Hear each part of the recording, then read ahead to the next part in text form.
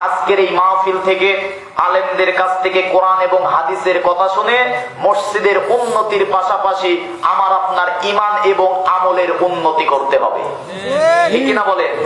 এই জন্য আসুন সরাসরি আমরা কোরআন থেকে, এই কোরআন কেমন কিতাব, এটা এমন একটি কিতাব, এমন একটি কোরআন যা পৃথিবীতে 24 ঘন্টা প্রতিটা মিনিট, প্রতিটা সেকেন্ড, প্রতিটা মুহূর্তে তেলাওয়াত করা হয়। সুবহানাল্লাহ। Quran is a book that is most read in this world. আল্লাহু আকবার। কারণ পৃথিবীতে আহ্নিক গতি, বার্ষিক গতির কারণে সময়ের কিছু ব্যবধান আছে। সময়ের ব্যবধানের কারণে পৃথিবীর প্রতিটা প্রান্তে আজান হয়, আর যেখানেই আজান হয় সেখানেই মুসলমানের একটা ইবাদত করে। কোন ইবাদত? নামাজে দাঁড়িয়ে যায়, আর নামাজে দাঁড়িয়েই তেলাওয়াত করে কি? তার মানে কোরআন পৃথিবীতে একমাত্র বই যা পৃথিবীর প্রতিটা জায়গায়, প্রতিটা মুহূর্তে, প্রতিটা সেকেন্ড তেলাওয়াত করা হয়। সুবহানাল্লাহ। 2 নাম্বার, কোরআনের অনন্য বৈশিষ্ট্য, এই কিতাব এমন একটি কিতাব যে কিতাব শুনলে মুসলমান ইমানদারের কখনো খারাপ লাগে না। আপনাদের কি খারাপ লাগে?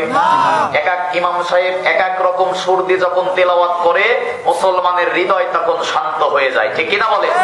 পেটে যখন ক্ষুধা লাগলে আমরা ভাত খাই, খাবার খাই, মাটিতে তৈরি করা জিনিস, হৃদয় তৈরি করেছে, রূহ তৈরি করেছে ওপরে আল্লাহ রাব্বুল আলামিন। সেই রুহের খাবার দেওয়ার জন্য আসমান থেকে নাজিল করেছে আল্লাহর কোরআন। কোন সুবহানাল্লাহ। 3 নাম্বার, এই কোরআন এমন একটি কিতাব, এমন একটি কোরআন, the number of the people who have memorized the holy book Quran countless. এটা এমন একটি কিতাব যা পৃথিবীতে মুখস্থকারীর সংখ্যা অসংখ্য, অগণিত। সুবহানাল্লাহ। আপনাদের এলাকায় এই কোরআনের 2-1 হাফেজ আছে না নাই? আছে। আপনাদের এলাকায় আছে? যে প্রতিষ্ঠান দাঁড় করিয়েছেন, আগামী থেকে হয়তো নতুন শুরু হয়েছে, আগামী থেকে এই কোরআনের হাফেজ সেই মাদ্রাসায় তৈরি হবে, ঠিক কিনা বলে? তার মানে কোরআন the number of the people, এটা এমন একটি কোরআন পৃথিবীতে অসংখ্য, অগণিত কোরআনের হাফেজ আছে না নাই? মানে এই কোরআন কি দুনিয়ার অন্য 10টা সাধারণ বইয়ের মতো বই? বলেন, অন্য 10টা সাধারণ কিতাবের মতো কিতাব? কেমন কিতাব? কিসের কিতাব? কেন এসেছে? এই লক্ষ্য আমরা আজকে ভুলে গেছি। এই কোরআনটাকে আজকে আমরা মসজিদের মধ্যে রেখে মনে করি কোরআন দিয়ে শুধু নামাজ পড়তে হবে। অনেকে কোরআন দিয়ে, আবার কিছু হুজুর আছে তাবিজ লেখে, কোন হুজুর আছে আবার ঝাড়ফুঁক করে, কেউ আবার আছে এই কোরআনটাকে বাপ মা মরার পরে খতমের কোরআন বানিয়েছে। আছে না নাই? কিন্তু এই কোরআন এসেছে ওটা মানবতার মুক্তির জন্য। এই কোরআন দিয়ে যেমন মসজিদে নামাজ হয়, এই কোরআনের বিধান অনুযায়ী যেমন রোজা পালন করি, এই কোরআন দিয়েই রাষ্ট্র সংসদ পরিচালনা করতে হবে। কথা বললেন না কেন? তার মানে মুসলমান যারা কোরআন মানবে, বলেন মুসলমান যারা কোরআন মানবে, মুসলমানের জন্য সংবিধানের নাম কি? মুসলমানের জন্য সংবিধানের নাম কি? আসুন একে একে যাই। কেমন কোরআন? পৃথিবীতে একমাত্র কিতাব যে কিতাবের মধ্যে কোনো ভুল, কোনো মিথ্যা। আল্লাহ রাব্বুল আলামিন তাম পৃথিবীর মানুষদেরকে লক্ষ্য করে কোরআন খোলার সাথে সাথে আল্লাহ পাক চ্যালেঞ্জ করে দিয়ে বলেন, আলিফ লাম মিম যালিকাল কিতাবু লা রাইবা ফিহি হুদাল লিল মুত্তাকিন। জোরে বলুন আল্লাহু আকবার। আল্লাহ রাব্বুল আলামিন বলেন, যালিকাল কিতাব, এটা এমন একটি কিতাব, this is the book, there is no doubt about it, a guidance for the religious. এটা এমন একটি কিতাব, এমন একটি কোরআন যে কিতাবের মধ্যে কোনো ভুল নাই, এই কিতাবের মধ্যে কোনো মিথ্যা নাই। এই কোরআনের মধ্যে ভুল যা আছে, মিথ্যা যা আছে, এটার সন্দেহের কোনো অবকাশ আমি আল্লাহ রাখি নাই। সুবহানাল্লাহ। আল্লাহ রাব্বুল আলামিন সূরা ইউনূসের 57 নম্বর আয়াতের মধ্যে বলেন, কুল বিফাদলিল্লাহি ওয়া বিরহমাতিহি ফাবিযালিকা ফালইফরাহু হুয়া খায়রুম মিম্মা ইয়াজমাউন। জোরে বলুন আল্লাহু আকবার। আল্লাহ রাব্বুল আলামিন বলেন, কুল বিফাদলিল্লাহ, হে নবী আপনি বলেন আমি আল্লাহর পক্ষ থেকে আমার বান্দার প্রতি যত দয়া, যত করুণা নাজিল করেছি, 1 নম্বরে আমি আমার বান্দার প্রতি একখানা কিতাব কোরআন নাজিল করেছি। কোন সুবহানাল্লাহ। আল্লাহর পক্ষ থেকে পৃথিবীতে যত দয়া, যত রহমত এসেছে, তার 1 নম্বর রহমত আমার আপনার আপনার জীবন পরিচালনা করার জন্য নাজিল করেছে কি? বলেন, নাজিল করেছে কি? ওই যে বলতেছিলাম কোরআন নাজিল হয়েছে কাদের জন্য? আমাদের জন্য। অনেকে বলতেছে মুসলমান মানুষদের জন্য। কাদের জন্য? আল্লাহ রাব্বুল আলামিন সূরা আম্বিয়ার 10 নম্বর আয়াতের মধ্যে বলেন, লাকাদ আনজালনা ইলাইকুম কিতাবান ফীহি যিকরুকুম আফালা তাআকিলুন। জোরে বলুন আল্লাহু আকবার। আল্লাহ রাব্বুল আলামিন বলেন, লাকাদ আনজালনা, লামে তাগীদ, কদে তাগীদ, অবশ্যই অবশ্যই আমি আল্লাহ এই কোরআন নাজিল করেছি মানুষদের জন্য, ফীহি যিকরুকুম, এবং এই কোরআনের মধ্যে যত উপদেশ আছে সব মানুষদের জন্য। সুবহানাল্লাহ কোন। আমরা কি? আমরা কি? তার মানে এই কোরআনের মধ্যে যা আছে সব উপদেশ কাদের জন্য? আমাদের জন্য। তাহলে কোরআন থেকে উপদেশ গ্রহণ করার দরকার আছে না নাই?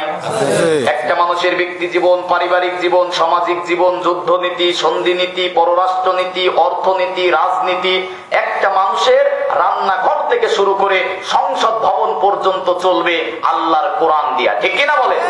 কারণ মুসলমানের সংবিধানের নাম কি? বলেন না কেন? অনেকে এসে বলে যে কোরআনের সাথে রাজনীতির কোনো সম্পর্ক নাই। বলে না অনেকে? কোরআনের মধ্যে আল্লাহ পাক একটা সূরা দিয়েছে, নাম হচ্ছে সূরা ফুরকান। কোন সূরা? ফুরকান মানে হচ্ছে সংবিধান। বলেন তো কি ফুরকান মানে? কি সংবিধান। তাহলে বাংলাদেশ চালানোর জন্য একটা সংবিধান আছে না নাই? রাষ্ট্র নামে আল্লাহ পাক একটা সূরা দিয়েছে, নাম হচ্ছে সূরা মুলক। মুলক মানে হচ্ছে রাষ্ট্র। সুবহানাল্লাহ। এই যে এমপি মন্ত্রী হবে, এই এমপি মন্ত্রী সম্পর্কে আল্লাহ রাব্বুল আলামিন একটা সূরা দিয়েছে, নাম হচ্ছে সূরা শূরা, মন্ত্রী পরিষদ। সুবহানাল্লাহ। এখন নেতাদের চরিত্র কেমন হবে, নেতাদের বৈশিষ্ট্য কেমন হবে, এই সম্পর্কে তো কোরআনে নাই। নেতা নামের একটা সূরা আছে, ফজরের নামাজের পরে যে সূরা পড়েন, সূরা ইয়াসিন। ইয়াসিন মানে হচ্ছে হে নেতা। সুবহানাল্লাহ। সুবহানাল্লাহ। তার মানে একটা মানুষের এমন কোন দিক আর বিভাগ নাই যে বিষয় নিয়ে আল্লাহর কোরআনের মধ্যে কোনো কথা নাই। সুবহানাল্লাহ। যারা বলতেছে যে কোরআনের সাথে রাজনীতির কোনো সম্পর্ক নাই, এরা হচ্ছে আগামীতে জাতির সাথে একটা চূড়ান্ত বেয়াদবি করার চক্রান্ত করতেছে। ঠিক কিনা বলেন? মুসলমানের সংবিধান হবে কি? আপনারা মন খারাপ করেন না, আমি সব কোন দলের পক্ষে বিপক্ষে ওয়াজ করেন। এটা কোরআনের পবিত্র মঞ্চ, এখানে কোরআন থেকে কথা বলতে হবে, নাকি বলেন? আপনারা কি রাত জেগে বসে আছেন কিচ্ছা কাহিনী শোনার জন্য? আপনারা শুনবেন কি? আল্লাহ রাব্বুল আলামিন সূরা ফুরকানের প্রথম আয়াতের মধ্যে বলেন, তাবারাকাল্লাযী নাযালাল ফুরকানা আলা আবদিহি লিয়াকুনা লিল আলামিনা নাযীরা। জোরে বলুন আল্লাহু আকবার। কণ্ঠটা ঠিক থাকলে আজকে দেখাতে মুয়াজকারে হয়। আল্লাহ পাক বলতেছেন, তাবারাকাল্লাযী, বরকতময় সেই সত্তা, নাযালাল ফুরকান, যিনি তার বান্দার প্রতি নাজিল করেছে ফুরকান। সুবহানাল্লাহ। ফুরকান মানে শুধু সংবিধান না, সত্য মিথ্যার পার্থক্যকারীর নাম হচ্ছে ফুরকান। সত্য মিথ্যার পার্থক্যকারীর নাম কি? ফুরকান। তার মানে কোনটা ন্যায়, কোনটা অন্যায়, কোনটা জায়েজ, কোনটা নাজায়েজ, কোনটা হালাল, কোনটা হারাম, কোনটা ন্যায়, কোনটা অন্যায়, কোনটা ভালো, কোনটা খারাপ, এটা যদি বুঝতে চাই আসতে হবে একটা কোষ্ঠী পাথরের কাছে। নাম কি? কোরআন বলবে কোন দল হক, কোরআন বলবে কোন দল বাতিল, কোরআন বলবে কোনটা সঠিক, কোরআন বলবে কোনটা ব্যাঠিক, কোরআন বলবে কোনটা ন্যায়, কোরআন বলবে কোনটা অন্যায়। ঠিক কিনা বলে? আল্লাহ রাব্বুল আলামিন তাম পৃথিবীর মানুষের মুক্তির জন্য, নাজাতের জন্য, কল্যাণের জন্য আল্লাহর রাসূলের কাছে কিতাবটা নাজিল করেছে। এই কিতাবটা শুধু তাবিজ লেখার জন্য, ঝাড়ফুঁক করার জন্য নাজিল করা হয় নাই। এই কিতাবটা আল্লাহ রাব্বুল আলামিন নাজিল করেছে মানুষদেরকে সরল সঠিক জান্নাতের পথ দেখানোর জন্য। কোন সুবহানাল্লাহ। তাহলে যেহেতু সময় পাবো না, মূল আলোচনার দিকে যাব। সেই কোরআনের পক্ষে থাকার দরকার আছে না নাই? সেই কোরআন মানার দরকার আছে আছে না নাই? সেই কোরআন সমাজে কায়েম করার দরকার আছে না নাই?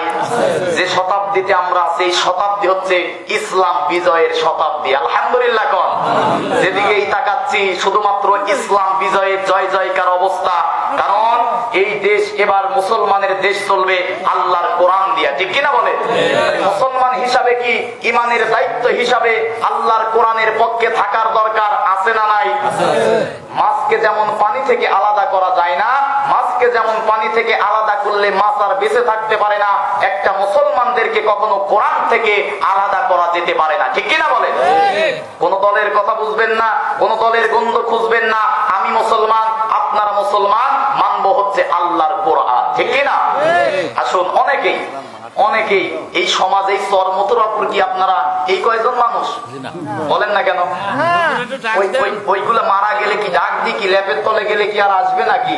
ওইগুলো মারা গেলে কি আপনাদের এলাকায় জানাজা হয়? বলেন না কেন? মুসলমান হিসাবে মসজিদের মাহফিল, সারা বছর তো মসজিদে এসে নামাজই পড়ে না, আজকে আবার একটা দিন কোরআনের তাফসির মাহফিল শুনবে, তাও আসে নাই। এদের সে কপাল পোড়া আর কেউ হতে পারে? 5 বেলা মসজিদে ডাকতেছে, আজান নামাজ তো আসেই না। অন্তত আজকে এসে আলেম ওলামাদের কাছ থেকে কোরআনের কথা শুনে ঈমান আমলের অন্তত পরিবর্তন করার দরকার ছিল, ঠিক কিনা বলেন? অনেকেই চালাকি করে আসে নাই, তাই না? এদের সম্পর্কে কোরআনে কিছু আছে ভাই? কি আছে? সূরা জাসিয়ার 8 নম্বর আয়াত। আল্লাহু আকবার কর। আল্লাহ রাব্বুল আলামিন বলেন, ইসমাউ আয়াতিল্লাহি তুতলা আলাইহি সুম্মা ইউসিরু মুস্তাকবিরান কাআল্লাম ইয়াসমাআহা ফাবাশশিরহু বিআযাবিন আলীম। জোরে বলুন আল্লাহু আকবার। আল্লাহ রাব্বুল আলামিন বলেন, ইসমাউ আয়াতিল্লাহ। যখন পোস্টারিং করা হয়েছে, মাইকিং করা হয়েছে, প্রচার করা হয়েছে, চরমতরাপুর 26 তারিখে মাহফিল হবে, পোস্টারিং হয়েছে কিনা, মাইকিং হয়েছে কিনা, জানার পরে চালাকি করে যারা আসে নাই, আল্লাহ পাক বলেন ফাবাশশিরহু বিআযাবিন আযীম, তাদের জন্য তোমরা যন্ত্রণাদায়ক শাস্তির সুসংবাদ দাও। নাউজুবিল্লাহ কর। কি শাস্তি বলেন না কেন? মুসলমান শরীয়তের ওজর ছাড়া যারা কোরআন শুনবে না, মুসলমান শরীয়তের ওজর ছাড়া যারা নামাজ পড়বে না, ওরা কখনো প্রকৃত মুসলমান হতে পারে? বলেন না কেন? মুসলমান হতে পারে? মসজিদে আজানের পরে কোন মুসলমান কি বিনা কারণে বসে থাকতে পারে? মুসলমান পুরুষ যারা হবে, আজান শোনার সঙ্গে সঙ্গে দুনিয়ার সমস্ত কাজ কর্ম ফেলে তুই আসতে হবে আল্লাহর ঘর মসজিদে, সিজদা দিয়ে সে নিজেকে আল্লাহর বান্দা পরিচয় দিবে, ঠিক কিনা বলেন? তাদের জন্য যন্ত্রণাদায়ক শাস্তির সুসংবাদ দিয়েছে কে? এবার আপনারা যারা আসছেন, আপনাদেরকে নিয়ে মনে হয় কিছু নাই। সূরা সিজদার 22 নম্বর আয়াত। কোন সূরা? 22 নম্বর আয়াত। আল্লাহ রাব্বুল আলামিন বলেন, ওমান আযলামু মিম্মান যুক্কিরা বিআয়াতি রাব্বিহি সুম্মা আরাদা আনহা ইন্না মিনাল মুজরিমিনা মুনতাকিমুন। জোরে বলুন আল্লাহু আকবার। আল্লাহ রাব্বুল আলামিন বলেন, ওমান আযলামু মিম্মান যুক্কিরা বিআয়াতি, আমি আল্লাহর কাছে সবচেয়ে বড় জালেম, সবচেয়ে বড় পাপিষ্ট ওই ব্যক্তি। আজলাম ইসমে তাফজিলের সিগা ব্যবহার করে আল্লাহ পাক বলেন, যাদেরকে মিম্মান যুক্কিরা বিআয়াতি, আমি আল্লাহর কোরআনের আয়াত দিয়ে ওয়াজ করা হবে, তাফসীর করা হবে, ব্যাখ্যা করা হবে কোরআন দিয়া, এটা শোনার পরেও যারা সুম্মা আরাদা আনহা, অহংকার করে মুখ ফিরাবে, আল্লাহ পাক বলেন ইন্না মিনাল মুজরিমিনা মুনতাকিমুন, এদের কাছ থেকে আমি আল্লাহ প্রতিশোধ গ্রহণ করবই করব। নাউজুবিল্লাহ কোন। তাহলে এখন কোরআনের কথা শুনলে মুখ ফিরাবো না মেনে নেব? বলেন মেনে নেব নাকি মুখ ফিরাবো? এখন দুইটা বললাম, যারা আসে নাই আর তাদের জন্য যন্ত্রণাদায়ক শাস্তির সুসংবাদ দিয়েছে কে? আপনারা এবার যারা আসছেন তাদের বিপদ আরো ভয়ঙ্কর। যদি কোরআনের কথা শুনে না মানি, আমাদের কাছ থেকে প্রতিশোধ গ্রহণ করবে কে? বক্তাদেরকে নিয়ে তো মনে হয় নাই আছে। আল্লাহ রাব্বুল আলামিন সূরা বাকারা 140 নম্বর আয়াতের শেষের অংশে বলেন, ওমান আযলামু মিম্মান যুক্কিরা বিআয়াতি রাব্বিহি ওমান আযলামু মিম্মান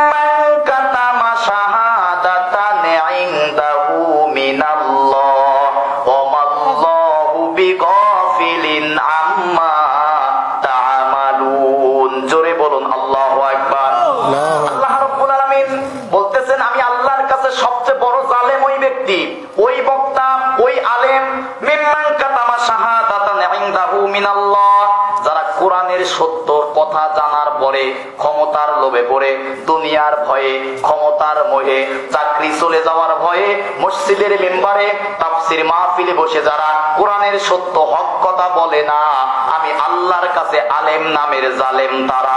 ঠিক কি না? বলে যে অনেক হুজুর এখন ফতোয়া দিচ্ছে যে দিনকাল ভালো না, 12 তারিখের পরে কি হয় না হয়, কোন দলে পা দেব না দেব, আলেমের মুখে কি এই কথা মানায়?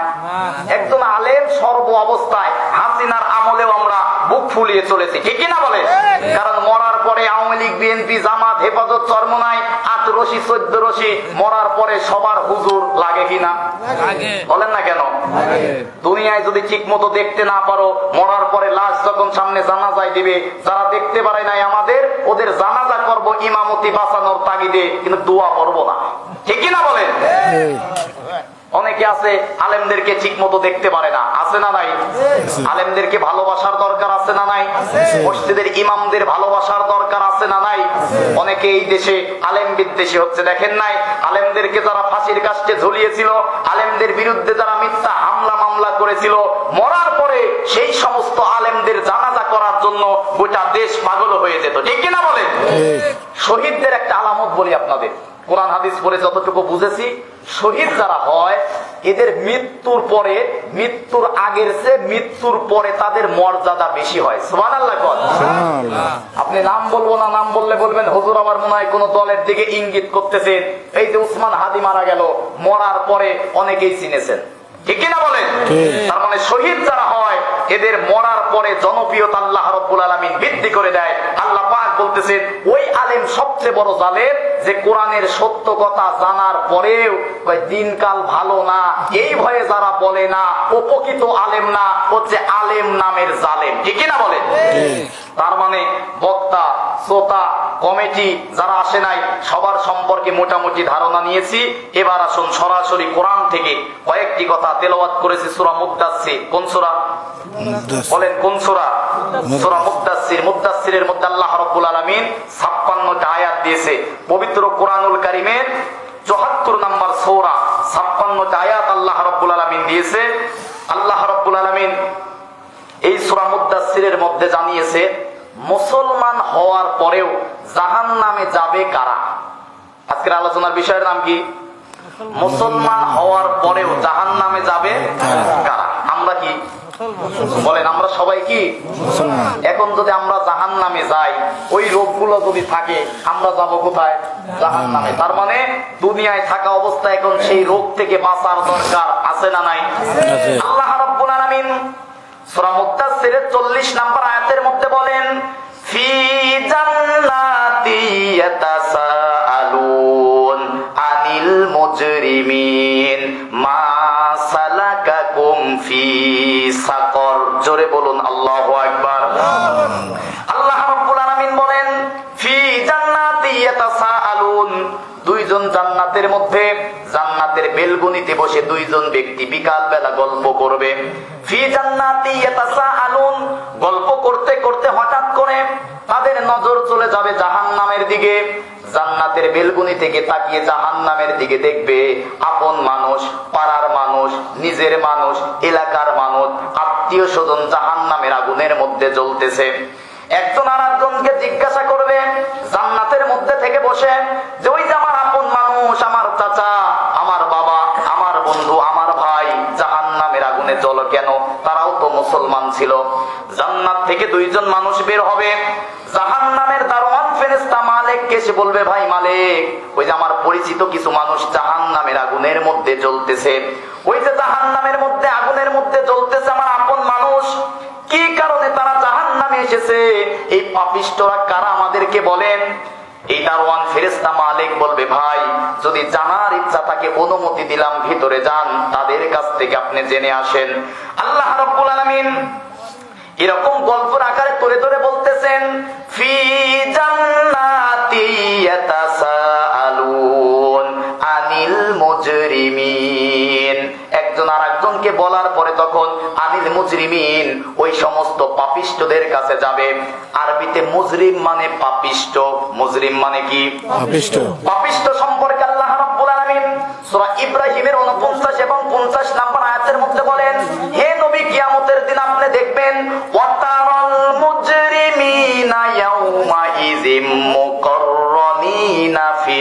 আসফাদ। জোরে বলুন আল্লাহু আকবার।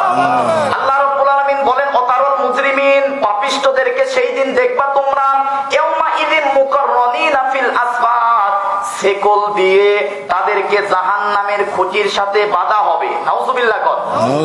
এবার সূরা হাক্ক 23, 24, 25 নম্বর আয়াতের মধ্যে আল্লাহ পাক বলেন কিয়ামতের দিন পাপিষ্ঠ যারা, অপরাধী যারা, পাপিষ্ঠ কারা, আল্লাহর কোরআনের বিধান মানে না যারা, পাপিষ্ঠ তারা। ঠিক কিনা বলেন? ওই সমস্ত পাপিষ্ঠদেরকে আল্লাহ রাব্বুল আলামিন বলবেন খুজুহু ফাগুল্লুহু, ধরো তাকে, ফাগুল্লুহু, বেরি পড়াও। কে বলবে? আল্লাহ। খুজুহু, ধরো তাকে, ফাগুল্লুহু, বেরি পড়াও, ডান্ডা বেরি মাজায় পড়াও। দুনিয়াতে তারা ক্ষমতার মোহে পড়ে আলেমদের হাতে হাত করা, আলেমদের মাজায় বেরি পড়াইছে কিনা? বলেন না কেন? কিয়ামতের দিন কপালে দুর্গতি আছে যারা আলেমদের হাতে হাত করা পড়িয়েছো, কিয়ামতের দিন আল্লাহ বলবে খুজুহু, ধরো, ফাগুল্লুহু, বেরি পড়াও। কয় হাত বেরি? 70 গজ শেকল। আল্লাহু আকবার। আমাকে আপনাকে বাঁধতে কি 70 গজ শেকল দরকার আছে? তাফসীরের মধ্যে আসছে শেকল দিয়ে গোটা শরীরটাকে জড়ানো হবে। সুম্মাল জাহিমা সাল্লু, অতঃপর যখন শেকল জড়ানো হবে, বাঁধা হবে শক্ত করে, এরপরে সূরা জুমারের 71 নম্বর আয়াতের মধ্যে আল্লাহ পাক বলেন ওয়াসিকাল্লাযীনা কাফারু ইলা জাহান্নামা যুমারা, তখন পাপিষ্ঠদেরকে শেকল দিয়ে বাঁধার পরে হাঁকাতে হাঁকাতে, লাথি দিতে দিতে জাহান্নামের মধ্যে নিক্ষেপ করা হবে। নাউজুবিল্লাহ। সুম্মাল জাহিমা সাল্লু, তাদেরকে শেকল দিয়ে বাঁধার পরে নিক্ষেপ করা হবে জাহিম।